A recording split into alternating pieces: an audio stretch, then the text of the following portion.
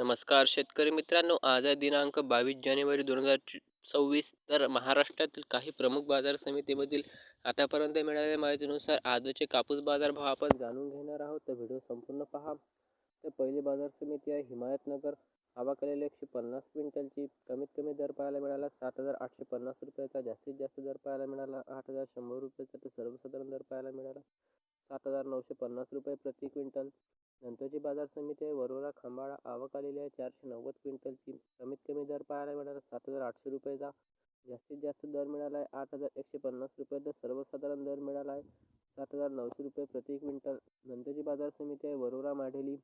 आवक आलेली आहे 210 क्विंटलची. कमीत कमी दर मिळाला 7,820 रुपये, जास्तीत जास्त दर मिळाला 8,130 रुपये, तर सर्वसाधारण दर पाहायला मिळाला 7,950 रुपये प्रति क्विंटल.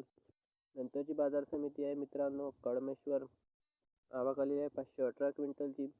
कमीत कमी दर मिळाला 7,800 रुपये, जास्तीत जास्त दर मिळाला 8,100 रुपये, तर सर्वसाधारण दर पाहायला मिळाला 7,918 रुपये प्रति क्विंटल. नंतर आहे बाजार समिती फुलंब्री.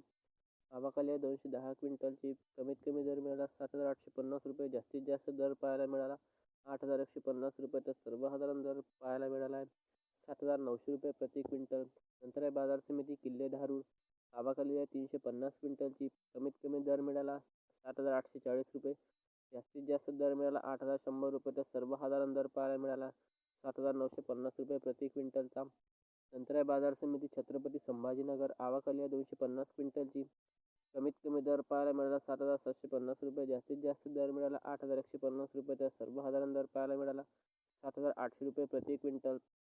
तर हे होते दिनांक 21 जानेवारी 2026 रोजीचे आतापर्यंत मिळालेल्या माहितीनुसार महाराष्ट्र राज्यातील कापूस बाजारभाव. असे दररोजचे कापूस बाजारभाव जाणून घेण्यासाठी चॅनलला सबस्क्राईब करायला विसरू नका. चला भेटूया दुपारच्या व्हिडिओत. धन्यवाद.